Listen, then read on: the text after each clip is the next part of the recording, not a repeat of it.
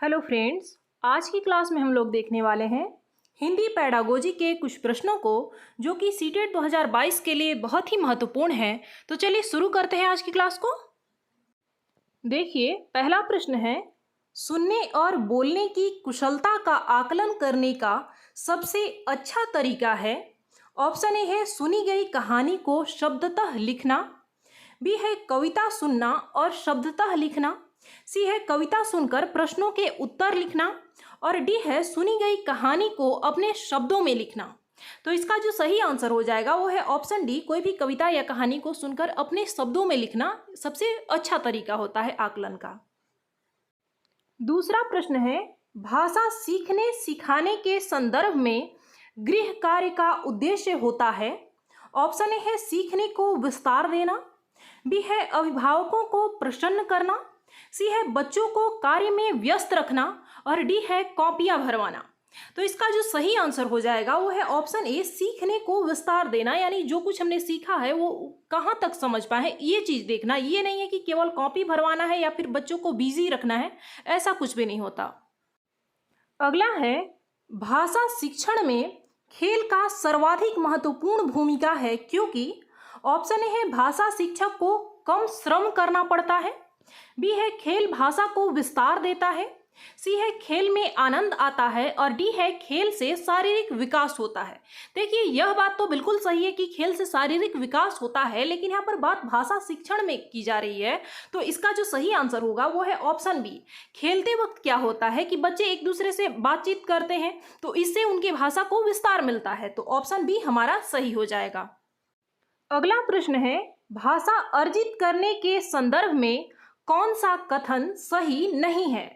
Option A है बच्चों को नियम बनाना सिखाया जाता है, बी है यह एक सहज क्रिया है, सी है यह एक स्वाभाविक प्रक्रिया है और डी है बच्चे भाषा के नियमों को आत्मसात करते हैं। तो देखिए, इसका जो सही आंसर हो जाएगा वो है ऑप्शन डी। भाषा अर्जन जो होता है वो एक प्रकार का सहज क्रिया होता है, स्वाभाविक होता है। इसमें नियमों को आत्मसात नहीं करते या फिर व्याकरण को नहीं सीखा जाता। इसमें अगर आप व्याकरण को सीख रहे हैं तो वो फिर भाषा अधिगम हो गया, न कि अर्जन। तो इसलिए हमारा ऑप्शन डी सही हो जाएगा। अगला प्रश्न है, भाषा शिक्षण में बालक में मौखिक कौशल के विकास के लिए सबसे कम महत्वपूर्ण है। ऑप्शन ए है किसी विषय पर चर्चा करना, बी है बच्चों की बात को धैर्य से सुनना, सी है प्रश्नों के उत्तर पूछना और डी है अपनी बात कहने का पूरा मौका देना। तो इसका जो सही आंसर हो जाएगा वो है ऑप्शन सी, सबसे कम महत्वपूर्ण है हमारा किसी प्रश्न का उत्तर पूछना, और बाकी ये सभी बहुत ज़्यादा महत्वपूर्ण है। अगला प्रश्न है, बच्चों के भाषा प्रयोग में होने वाली त्रुटियों के संबंध में कौन सा कथन उचित नहीं है। ऑप्शन ए है त्रुटियों का अर्थ नहीं है शिक्षक में कमी, ऑप्शन बी है त्रुटियां सीखने की प्रक्रिया का एक पड़ाव है, सी है त्रुटियों का अर्थ है भाषा अज्ञानता और डी है त्रुटियां बच्चों के सीखने में मदद करती हैं। तो इसका जो सही आंसर हो जाएगा वो है ऑप्शन सी, यानी त्रुटियों का अर्थ यह नहीं है कि बच्चा भाषा नहीं जानता, बल्कि त्रुटियों को आपको ये मानना है कि वे सीखने की प्रक्रिया का एक भाग है। जितनी ज़्यादा गलतियां हम करेंगे उतना ही ज़्यादा सीखते जाएंगे। तो ऑप्शन सी हमारा सही हो जाएगा। अगला प्रश्न है, भाषा और विचार में संबंध होता है यह कथन। ऑप्शन ए है पूर्णतः गलत है, बी है पूर्णतः सही है, सी है व्यर्थ है और डी है आंशिक रूप से सत्य है। तो इसका जो सही आंसर हो जाएगा वो है ऑप्शन बी, पूर्णतः सही है। यह कथन जो था वो नोम चॉम्स्की ने दिया था। अगला प्रश्न है, अपने विद्यार्थियों के भाषा संबंधी क्रमिक विकास का आकलन करने के लिए आपकी निर्भरता मुख्य रूप से किस पर है। ऑप्शन ए है पोर्टफोलियो के अवलोकन पर, बी है मौखिक कार्य करवाने पर, सी है गृह कार्य की उत्तर पुस्तिकाओं के अवलोकन पर और डी है कक्षा कार्य के अवलोकन पर।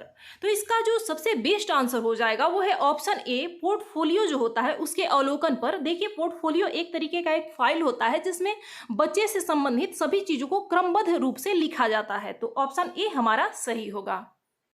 अगला प्रश्न है, प्राथमिक स्तर पर कौन सा भाषा शिक्षण का उद्देश्य नहीं है। ऑप्शन ए है विभिन्न संदर्भों में भाषा का प्रभावी प्रयोग करना, बी है स्पष्टता और आत्मविश्वास के साथ अपनी बात कहना, सी है वर्णमाला को क्रम से कंठस्थ करना और डी है ध्वनि संकेत चिन्हों का संबंध बनाना। तो हम लोग जानते हैं कि किसी भी चीज को याद करना, कंठस्थ करना, रटना ये हमारा उद्देश्य नहीं होता है, तो ऑप्शन सी हमारा सही हो जाएगा। अगला है भाषा की पाठ्यपुस्तकें। ऑप्शन ए है भाषा सीखने का एकमात्र साधन है, बी है अभ्यास परक ही होना चाहिए, सी है साधन है और डी है साध्य है। तो इसका जो सही आंसर हो जाएगा वो है ऑप्शन सी, भाषा की जो पाठ्यपुस्तकें हैं ये भाषा सीखने के लिए एक साधन का काम करती हैं। अगला प्रश्न है हिंदी भाषा शिक्षक के रूप में आप किसे सर्वाधिक महत्वपूर्ण मानते हैं? ऑप्शन ए है बच्चों की लेखन क्षमता का विकास करना, बी है बच्चों को विभिन्न संदर्भों में भाषा प्रयोग को सिखाना, सी है बच्चों की मौखिक अभिव्यक्ति की क्षमता का विकास करना और डी है बच्चों को व्याकरण के नियम सिखाना। तो इसका जो सही आंसर हो जाएगा वो है ऑप्शन बी, बच्चों को विभिन्न संदर्भों में भाषा प्रयोग सिखाना हमारा सबसे ज्यादा महत्वपूर्ण होता है। ऐसा नहीं है कि बाकी के ऑप्शन गलत है, ये महत्वपूर्ण नहीं है, लेकिन यह सर्वाधिक महत्वपूर्ण है। अगला प्रश्न है बच्चों में जन्मजात भाषिक क्षमता होती है, इसका एक शिक्षा शास्त्रीय यह है कि पर्याप्त अवसर मिलने पर बच्चा, ऑप्शन ए है परिचित भाषा जल्दी सीखेगा, बी है नई भाषा आसानी से सीखेगा, सी है पढ़ना लिखना जल्दी सीखेगा और डी है सुनना बोलना जल्दी सीखेगा।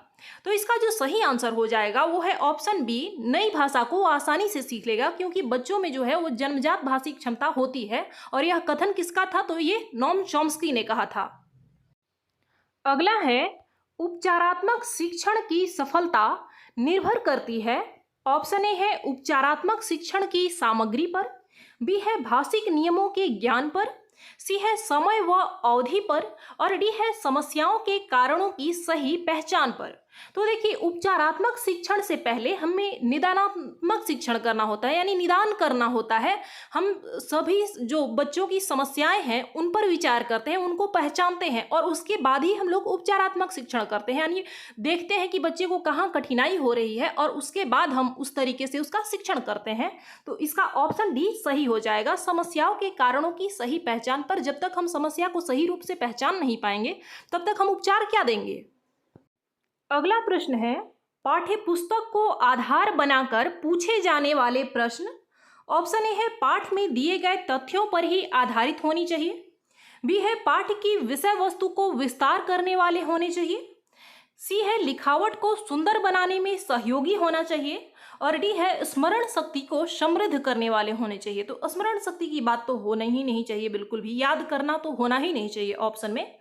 तो इसका जो सही आंसर होगा वो है ऑप्शन बी, पाठ्य की विषय वस्तु को विस्तार करने वाले होने चाहिए, ताकि बच्चा खुद से उसको समझ सके और अपने वास्तविक जीवन में उसका प्रयोग कर सके। अगला प्रश्न है पाठ के अंत में अभ्यास और गतिविधियां देने का उद्देश्य है। ऑप्शन ए है बच्चों को अभिव्यक्ति के अवसर देना, बी है बच्चों को व्यस्त रखने हेतु गतिविधियां देना, सी है बच्चों को याद करने हेतु सामग्री उपलब्ध कराने में मदद करना और डी है गृह कार्य की सामग्री जुटाना। तो इसका जो सही आंसर हो जाएगा वो है ऑप्शन ए, बच्चों को अभिव्यक्ति के अवसर देना। इसीलिए हम लोग उन्हें होमवर्क देते हैं या फिर जो भी प्रश्न होते हैं वो अभ्यास के रूप में हम उसे करवाते हैं। ऐसा नहीं है कि केवल व्यस्त रखना है, या यह भी नहीं है कि केवल याद करने के लिए हम लोग सामग्री प्रदान करें। अगला है भाषा शिक्षण में कौन सबसे कम प्रभावशाली है। ऑप्शन ए है प्रश्नों के उत्तर लिखना, बी है संवाद अदायगी, सी है परिचर्चा करना और डी है घटना वर्णन करना। तो इसका जो सही आंसर हो जाएगा वो है ऑप्शन ए, केवल प्रश्नों के उत्तर लिखना सबसे कम प्रभावशाली कह सकते हैं। बाकी जो 3 ऑप्शन है इसमें बच्चा ज्यादा एक्टिव होता है। अगला प्रश्न है पढ़ने का प्रारंभ।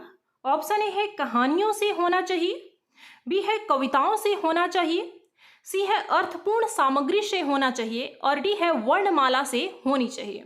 तो इसका जो सही आंसर हो जाएगा वो है ऑप्शन सी, अर्थपूर्ण सामग्री से होना चाहिए। अगला प्रश्न है निम्न में से कौन सा भ्रम की स्थिति है। ऑप्शन ए है डिस्मोर्फिया, बी है डिस्ग्राफिया, सी है डिस्थीमिया और डी है डिसलेक्सिया। तो इसका जो सही आंसर हो जाएगा वो है ऑप्शन ए, डिस्मोर्फिया। इसमें भ्रम की स्थिति होती है।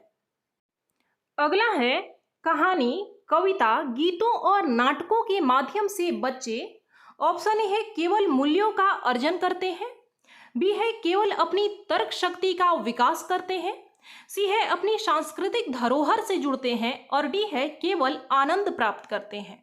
तो इसका जो सही आंसर हो जाएगा वो है ऑप्शन सी, अपनी सांस्कृतिक धरोहर से जुड़ते हैं, केवल आनंद प्राप्त करते हैं ऐसा नहीं कह सकते, या फिर केवल इससे तर्क शक्ति का विकास होता है ऐसा भी नहीं कहा जा सकता है। तो केवल वैसे भी जो होता है वो नेगेटिव वर्ड है।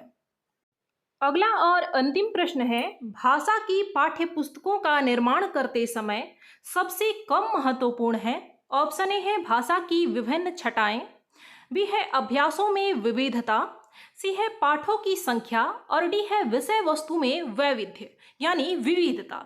तो इसमें जो सबसे कम महत्वपूर्ण है वो है पाठों की संख्या। तो ऑप्शन सी हमारा सही हो जाएगा। तो मिलते हैं अगली क्लास में। आज के लिए बस इतना ही। धन्यवाद।